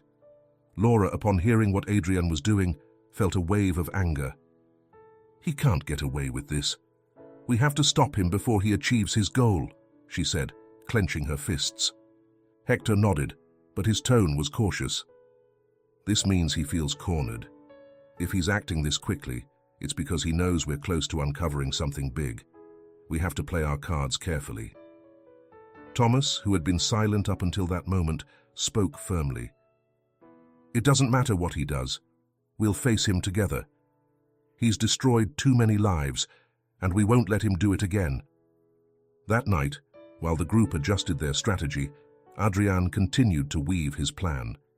He knew time was running out, but he trusted in his ability to manipulate people and stay one step ahead. However, he had no idea that Jenna, with the support of Laura and the team, was closer to confronting him than he realized. The night had fallen over the city, covering it with a blanket of shadows and flickering lights. In a quiet corner near the park where Thomas used to spend his days, the man walked in silence, hands in the pockets of his worn jacket. He was lost in thought, reviewing the plan the group had devised to confront Adrian Johnson. Every step was crucial, and he knew that any mistake could put Jenna and Laura in even greater danger. The roar of an engine broke the tranquility of the place. Thomas looked up just in time to see a black car stop abruptly next to him. The driver's door opened, and Adrian Johnson stepped out, impeccably dressed, but with a dark expression on his face. This was not the polished, controlled Adrian that others knew. This was a man who radiated threat. "Thomas West, right?" Adrian said, walking toward him with firm steps. Though his tone was almost casual, there was an edge in his words that made Thomas brace himself. "Who's asking?" Thomas replied, not backing down, though his heart was pounding. Adrian smiled, but it didn't reach his eyes. "You know exactly who I am. I've been hearing some interesting things about you lately. Seems like you've been getting into matters that don't concern you." Thomas stared at him, refusing to be intimidated. "If by matters that don't concern me, you mean protecting Jenna and Laura from someone like you, then yes, I'm involved, and I'm not backing down." Adrian took a step closer, invading Thomas's personal space. "You don't understand what you're getting yourself into. You're nothing but a nobody, a bum living off the charity of others. What do you think you can achieve by facing me?" he said, with palpable disdain in his voice. Thomas gritted his teeth but remained calm. He remembered the recording device Hector had given him before he left the supermarket. He was carrying it hidden in his jacket pocket, recording every word. "What I am or am not doesn't matter, Adrian. What matters is what you've done. You've hurt too many people, and someone needs to stop you." Adrian let out a short laugh, devoid of humor. "Stop me? You?" He shook his head, as if the idea seemed absurd to him. "You have no idea the extent of my power. I could make you disappear tonight, and no one would notice." Thomas felt a chill run down his spine, but he didn't let fear overtake him. Instead, he took a step forward, matching Adrian's intensity. "You're a coward, Adrian. You hide behind your money and influence because you know that if people knew who you really were, you'd have nothing. But that mask you wear is about to fall, and when it does, everyone will see the miserable man you are." For a moment, Adrian's face hardened, revealing his true nature. Then, he regained his composure and leaned slightly toward Thomas. "This is a warning, West. Stay away from Jenna and my life. If you don't, I assure you, you'll regret it." With those words, Adrian turned and walked back to his car. Before getting in, he turned around one last time. "Remember my words. Next time, I won't be so kind." The car roared to life and disappeared into the darkness. Thomas stood there, feeling the adrenaline coursing through his veins. Although Adrian's threats were real, so was the recording he had obtained. Every word Adrian had spoken was now recorded, a weapon the group could use to expose him. That night, Thomas returned to the supermarket, where Hector and Mary were waiting for him. He handed over the device, and Hector immediately connected it to his laptop. "This is pure gold, Thomas," Hector said as he reviewed the recording. "Adrian didn't just threaten you. He made it clear how he operates. This is enough to start building a solid case against him." Mary, who had been watching silently, placed a hand on Thomas's shoulder. "What you did was brave. I knew you were strong. But this is more than anyone could have expected." Thomas, still trembling from the encounter, smiled slightly. "I can't let him keep doing harm. Not after what he did to Jenna, to Laura, and to my family." Hector closed the laptop and looked at both of them. "Now we have to be more careful than ever. Adrian knows we're close and he won't hesitate to take extreme measures. But with this, we have an advantage. It's time to start moving our pieces." That night, while the city slept, the group began planning their next move. They knew that confronting Adrian would be dangerous, but they also knew they were closer than ever to exposing the truth and putting an end to his reign of manipulation and fear. Jenna walked slowly toward the company's boardroom, her face serene but her heart racing. Despite her determination, Adrian's words echoed in her mind, reminding her that this meeting wouldn't be a simple corporate gathering. The documents she had prepared were meticulously organized in her folder, but she knew that the confrontation awaiting her was about more than numbers and graphs. It was a battle to reclaim her life, her dignity, and the control Adrian had taken from her. When she entered, the room was already nearly full. The partners, a mix of allies, neutrals, and opportunists, were seated around the long wooden table. Adrian occupied his usual spot at the end, his posture relaxed, but his eyes fixed on Jenna with a glint of challenge. A calculated smile curved his lips, as if he had already decided the outcome of the meeting. Jenna greeted briefly and took her seat. She took a deep breath and placed her folder on the table. She knew the tension in the air was palpable and that everyone was anxiously awaiting the outcome of the meeting. Adrian was the first to speak, his tone full of false concern. "Jenna, it's a pleasure to see you here. I know your recovery has been a difficult process, but I want you to know that we're all here to support you." Jenna looked up, meeting his gaze. For the first time in a long while, she didn't feel afraid. "Thank you, Adrian. But I'm not here to talk about my recovery today. I'm here to talk about this company and what's been going on while I was away." Murmurs began to circulate in the room. Some partners exchanged looks, surprised Rohasby Jenna's direct tone. "In recent weeks, I've noticed irregularities in some of the decisions made in my absence," she continued. "Questionable financial transactions, meetings held without my knowledge, and a pattern of behavior that puts the company's stability at risk." Adrian maintained his smile, but his posture stiffened slightly. "Jenna, I understand your concerns, but we've done everything possible to keep things in order while you were recovering. Perhaps we should discuss these concerns privately before alarming everyone else." Jenna ignored his suggestion, pulling a set of documents from her folder. "I have proof of the irregularities I'm referring to. Transactions made from accounts linked to this company, but with questionable destinations. And most alarmingly, patterns that suggest these decisions weren't just made without my authorization, but were deliberately concealed." She placed the documents on the table, sliding them towards the nearest partners. The room fell silent as the papers passed from hand to hand. The expressions of the partners ranged from surprise, discomfort, and skepticism. Adrian, seeing the situation slip out of his control, decided to take the offensive. He stood up from his seat, projecting a mix of indignation and calculated calm. "This is unacceptable, Jenna. Accusing without evidence is dangerous for all of us. I've always acted in the best interest of this company, and in your absence, I took on responsibilities that, frankly, no one else was willing to take on."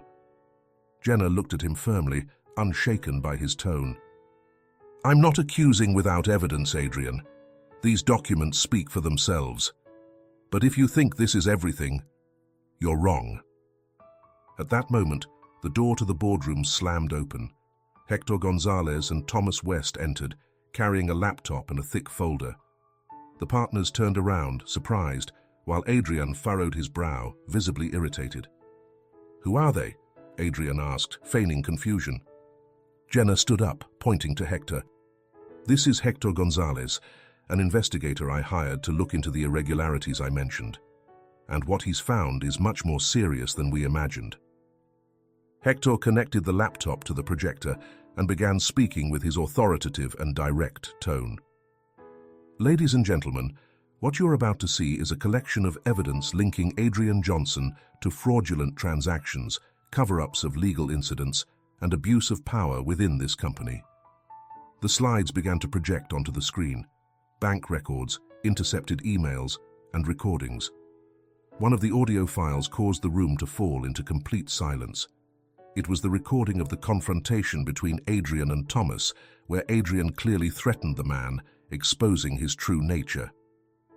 "This is a setup," Adrian exclaimed, his voice raised for the first time, his calm facade crumbling. "These proofs are invalid. This is a desperate attempt to discredit me." Hector interrupted him. "The evidence has been verified, and not only that, we've also traced connections between your activities in this company and other incidents that will be of interest to the authorities." The partners began to murmur among themselves, clearly divided. Some were already suspicious of Adrian, while others doubted, still under his influence. Adrian, seeing he was losing ground, turned toward Jenna, pointing an accusatory finger at her. "This is personal vengeance, isn't it? You can't accept that this company is bigger than you, and now you're trying to destroy me." Jenna looked at him steadily, her voice calm but full of conviction. "This isn't personal, Adrian. This is justice for all the people you've manipulated, controlled, and hurt. And today, it ends." At that moment, several partners stood up from their seats, demanding an immediate meeting to discuss the evidence and decide Adrian's future with the company. Meanwhile, Hector and Thomas were ready to take the evidence to the authorities. Adrian stood there, his face hardened, aware that his world was crumbling. For the first time, he realized that he had underestimated Jenna and the allies she had found in her fight. Jenna watched as chaos unfolded in the boardroom. The partners exchanged heated words. Some reviewed the evidence Hector had presented, while others remained silent, clearly disturbed by the magnitude of what had been revealed. Adrian, though still trying to project authority, couldn't hide the tension in his face. He knew that the control he had maintained for years was disintegrating. Hector, with his usual unflappable demeanor, closed the laptop and addressed the group. "The evidence you've just seen is only part of the picture. We've also prepared a detailed report that will be submitted to the relevant authorities. This isn't an internal matter, ladies and gentlemen. We're talking about serious crimes that affect not only this company, but the lives of many people." The silence that followed was interrupted by the trembling voice of one of the partners. "If all of this is true, we can't allow Adrian to continue here. His presence puts our reputation at risk, and frankly, our operations." Adrian slammed his fist on the table, his facade finally crumbling. "This is a farce," he exclaimed, looking at the partners with contempt. "Are you going to believe a group of manipulators who shouldn't even be here? This is a personal attack against me, led by Jenna, because she can't stand the idea that someone else might be better than her in this business." Jenna stood up from her seat, her gaze fixed on Adrian. "This isn't personal, Adrian. This is for all the people you've hurt, for the lies you've told, and for the lives you've destroyed to protect yourself. Your time is up." Adrian tried to counterattack, but Hector interrupted him with a cold smile. "There's something else you might be interested in, Adrian. We haven't just discovered your financial and legal crimes. We've also found records of transactions linking you to a fatal accident years ago, one that you made sure to cover up. Does the case of a drunk driver who caused the death of a woman and her daughter ring any bells?" The mention of the accident made Thomas, who had remained silent up until then, stand up. His gaze was fixed on Adrian, and his voice, though calm, was filled with contained emotion. "That accident took my family, and you, Adrian, were the one who helped cover it up. You paid to make the case disappear, to let the guilty party go free, and to keep the truth hidden. How many more lives have you destroyed in your obsession with control?" Adrian tried to respond, but his voice faltered. He knew he was cornered. The partners looked at him in disbelief, and the weight of the accusations seemed to crush him. At that moment, Laura entered the room. She had been listening from outside, waiting for the right moment to intervene. She walked over to her mother and took her hand, showing a unity Adrian hadn't anticipated.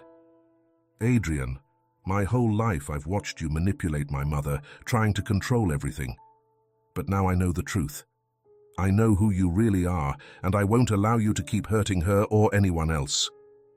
Laura's presence seemed to be the last straw. Adrian collapsed into his chair, speechless, as the room fell into tense silence. A few minutes later, 2 police officers entered the room. Hector had contacted them before the meeting, anticipating that they would need their presence. The officers walked up to Adrian, who seemed to have lost all composure. "Adrian Johnson, you're under arrest for fraud, abuse of power, and obstruction of justice, among other charges," said one of the officers as he placed handcuffs on him. The partners watched in silence as Adrian was escorted out of the room.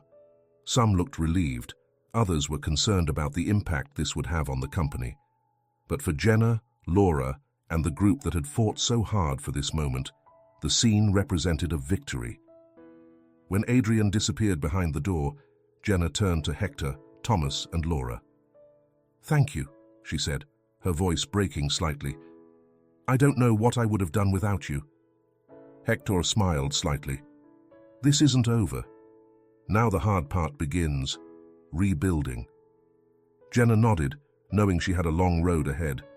But for the first time in years, she felt she had control over her life, and this time, she wasn't alone. That night, while the group gathered in Mary's supermarket to reflect on what had happened, the atmosphere was filled with hope. Although they knew the battle against Adrian wasn't completely over, they also knew they had accomplished the most important thing, breaking his control and exposing his true nature. For the first time in a long time, Jenna felt that she could look to the future with optimism. The night breeze brushed Thomas's face as he waited near Mary's supermarket. The meeting in the boardroom had marked a turning point, but the feeling of danger persisted. He knew Adrian wasn't a man who would accept defeat without a fight, and that intuition kept him on high alert. He decided to stay close to the group, ready for anything that might come up. Inside the supermarket, Jenna, Laura, Hector, and Mary were discussing their next steps. Although the police had already arrested Adrian, they knew that his connections and influence could still complicate things. "Jenna, we need to be prepared for any retaliation. Let's not underestimate what Adrian is capable of, even from a cell," warned Hector, reviewing documents in the small back room. "I know, Hector," Jenna replied, her voice firm. "But this time, I won't back down. If he tries anything else, I'll be ready." Laura watched her with pride. She had seen her mother transform in the past weeks, going from a figure controlled by fear to a woman determined to fight for her freedom. But even with this new strength, Laura couldn't help but worry. Meanwhile, in a nearby alley, a black car stopped silently. 2 men dressed discreetly got out and started walking toward the supermarket. One of them carried a briefcase, while the other appeared to be watching the surroundings. They were not police officers or judicial officials. They were men sent by someone still following Adrian's orders. Thomas, from his position, noticed the movement. Although he couldn't hear what the men were saying, his instincts told him that something was wrong.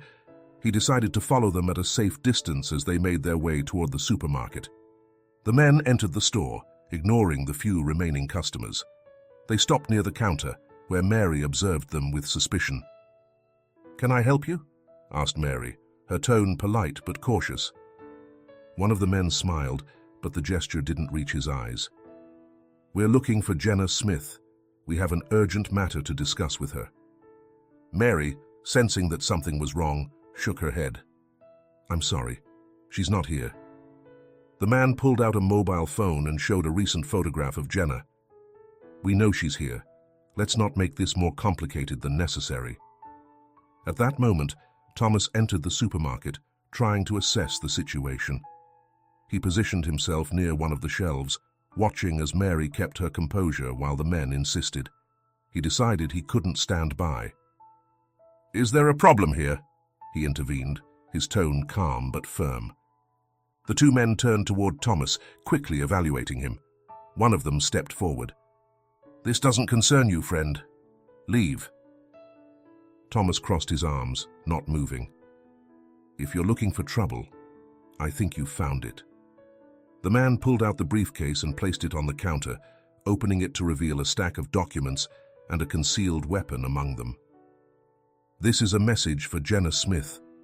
Tell her this is her last chance to back down. If she doesn't, things will get complicated." Mary stepped back, her face pale, but Thomas showed no fear. He took a step forward, placing himself between the men and the backroom entrance. "If you have something to say to Jenna, you'll have to go through me first." The man with the briefcase sneered and slammed the case shut. "You asked for this." The second man advanced toward Thomas, attempting to intimidate him with his size, but Thomas, with quick and precise movements, shoved him into a shelf, knocking it over. The ensuing fight was short but intense. Although Thomas managed to take down one of the men, the other managed to grab him, striking him in the abdomen. Despite the pain, Thomas stayed on his feet, blocking the entrance to the back room. Inside, Jenna and Hector heard the commotion and rushed toward the store. Laura, behind them, stopped in her tracks when she saw Thomas facing off against the two men. Without hesitation, Hector intervened, drawing a weapon he carried with him for precaution. He aimed at the men, his voice firm and authoritative. "Stop right now. This is no longer a game." The men, realizing they were outmatched, slowly backed off. One of them picked up the briefcase, but not before casting one last glare at Thomas. "This isn't over," he said, before running off with his companion. When it was all over, Thomas leaned against one of the shelves, breathing heavily. Jenna and Laura rushed toward him. "Are you okay?" Jenna asked, concerned. Thomas nodded, though he was clearly in pain. "They couldn't get to you. I couldn't let that happen." Laura, with tears in her eyes, hugged him tightly. "Thank you, Thomas. I don't know how to thank you for what you've done for us." Hector, though impressed by Thomas's bravery, knew that this was only the beginning. "This confirms what we suspected. Adrian still has allies and he won't stop. We have to be more careful than ever." That night, as the group gathered again to adjust their strategy, Thomas reflected on what had happened.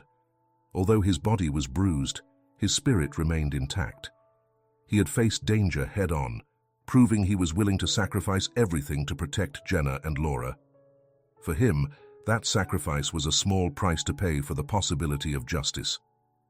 The dawn brought with it an atmosphere of tension and anticipation. Jenna, Laura, Hector, and Thomas gathered in the back room of Mary's supermarket, preparing the final details before facing the culmination of their fight against Adrian Johnson. Although they knew the legal battle was about to begin, they were also aware that the danger hadn't completely disappeared.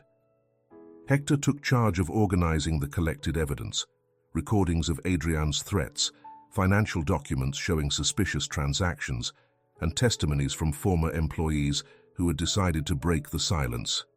Everything was ready to be presented to the authorities, but there was one last step to take, ensuring the public also knew the truth. "We need to be strategic," Hector said, placing a USB drive on the table. "This file contains everything we need to take Adrian down, but it's not enough to just hand it over to the police. We also need to make sure the media covers it. If this stays in the shadows, his connections could save him." Jenna nodded, her expression serious but determined. "I'm ready to face whatever comes. But if we're going to do this, I want to make sure he has no way to escape." Thomas, despite the visible bruises on his face from the previous night's confrontation, spoke firmly. "We're not going to let him get away with it. We'll face him on all fronts." Laura, with a mix of concern and determination, placed a hand on her mother's. "We're with you, Mom. We're all in this together." Hours later, the group arrived at the courthouse, where a crowd of journalists eagerly awaited. The news of Adrian's initial arrest had generated much anticipation, but what was about to be presented that day promised to be even more shocking. Jenna walked toward the building with her head held high, flanked by Hector and Thomas, while Laura stayed a little further back, watching her mother with pride. She knew how hard it had been for her to get here, and now was the time to show that she wasn't a victim, but a survivor. Inside the courtroom, Adrian appeared handcuffed, but his attitude remained defiant. Despite the charges against him, he seemed convinced that his power and connections would protect him once again. His lawyer, an equally arrogant man, prepared to attack any evidence presented. Jenna was the first to testify. With a firm voice, she recounted the years of manipulation, abuse, and control she had suffered under Adrian. Although reliving those moments was painful, it was also liberating. For the first time, she was telling her story without fear. "Mr. Johnson not only abused his position of power within this company, but also in my personal life," said Jenna, looking directly at Adrian. "He made me believe I had no other choice, that I was trapped. But today, I'm here to prove he was wrong. There's always a way out." The testimonies from Hector and Thomas were just as powerful. Hector presented the evidence with the precision of a seasoned investigator, while Thomas spoke from the heart, recounting how Adrian had covered up the accident that destroyed his family. "This man," Thomas said, pointing at Adrian, "has built his empire on the suffering of others, and it's time for him to face the consequences." When it was Adrian's turn, his lawyer tried to discredit the evidence, calling it circumstantial and manipulated. However, the recordings of his threats, along with the financial documents, were too compelling to be ignored. The final blow came when one of Adrian's former partners, who had been pressured by Hector to testify, took the stand. He revealed details about how Adrian had used his resources to silence witnesses and manipulate legal cases over the years. As the trial continued, the media began broadcasting live from outside the courthouse. Public opinion quickly rallied in support of Jenna and the other victims. The hashtag Justice for Jenna became a trending topic, and social media flooded with messages of support. When the judge finally announced his decision, the room fell silent. "The court finds the defendant, Adrian Johnson, guilty of corporate fraud, evidence tampering, physical and emotional abuse, and obstruction of justice." Jenna felt a wave of relief wash over her. For the first time in years, she could breathe without feeling Adrian's weight on her shoulders. Laura hugged her tightly, while Thomas and Hector exchanged satisfied glances. Adrian, on the other hand, remained still, his face reflecting a mixture of disbelief and contained fury. He knew his world had come to an end. That night, the group gathered at Mary's supermarket to celebrate. Although the battle had been hard, the victory tasted like freedom. Mary, always practical, served coffee and cake while everyone shared stories and smiles. "This wouldn't have been possible without all of you," Jenna said, raising her cup. "I don't know how to thank you for what you've done for me and for Laura." Thomas, with his usual modesty, shook his head. "You don't have to thank me, Jenna. We did it because it was the right thing to do, and because no one deserves to go through what you went through." Hector, ever pragmatic, added, "This isn't just about justice for you, Jenna. What we've accomplished here sends a message to anyone who thinks they can abuse their power. We've shown them that we're not alone, and that together we are stronger." The group raised their glasses, knowing that although their fight had ended, the lessons learned and the connections forged would remain forever. The dawn of a new day came with a fresh air that seemed to heal the wounds of the past. In the park, where Thomas used to begin his mornings, he was now sitting on a bench, watching as the first rays of the sun illuminated the city. Beside him, Jenna and Laura joined him. The scene was peaceful, but full of meaning. After everything they had faced together, it was time to look toward the future. "It's strange to think about how all of this started," Jenna said, breaking the silence. Her voice, though soft, had a renewed firmness.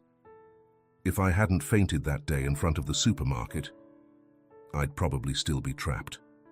Thomas smiled slightly, looking toward the horizon. "Sometimes, the smallest things can change our lives. A decision, a moment, they can make all the difference." Laura, sitting next to her mother, took her hand. "What matters is that we're here, together. We've overcome so much, and now we can start anew." The following days were filled with activity. Jenna began working on restructuring her company, making sure the corrupt practices that Adrian had implemented were eliminated. She also dedicated time to strengthening relationships with the partners who had supported her struggle, making it clear that her leadership would now be based on transparency and empathy. Meanwhile, Laura decided to get involved in a project she had discussed with her mother, the creation of a foundation to help victims of abuse and manipulation. The foundation, which they named Renature, aimed to provide legal, psychological, and financial support to those facing situations similar to what Jenna had experienced. "This is more than a project," Laura said during a meeting in the Foundation's makeshift office. "It's a way to ensure that what happened to us doesn't happen to others." Thomas, who also attended the meeting, volunteered to help with the Foundation's community initiatives. His experience on the streets and his connection with vulnerable people made him ideal for the role. "If I can help someone find hope, even just a little, then it will have been worth it," he said, with a smile that reflected his determination. The inauguration of the foundation was an emotional event. Dozens of people gathered to celebrate the beginning of a project that represented resilience and hope. Jenna gave a speech that left many with tears in their eyes. "Today is not just about what we've accomplished, but about what we can do together. Each of us has the power to make a difference, to break chains and build something new. This foundation is a reminder that we are never alone." Laura, by her side, took the microphone to add, "Renature is not just a word, it's a promise that there will always be a hand extended to those who need it most." The applause that followed was deafening. Thomas, watching from the back of the room, felt a warmth he hadn't experienced in years. For the first time since the loss of his family, he felt he was doing something that honored their memory. Meanwhile, Hector also found a new purpose. Inspired by the impact he had had in Adrian's case, he decided to open a small consulting firm to help people who needed justice but couldn't afford it. Although he remained pragmatic and reserved, Hector couldn't deny that this new path gave him a sense of fulfillment that he had lost during his time in the police. One afternoon, Hector met with Thomas and Mary in the supermarket.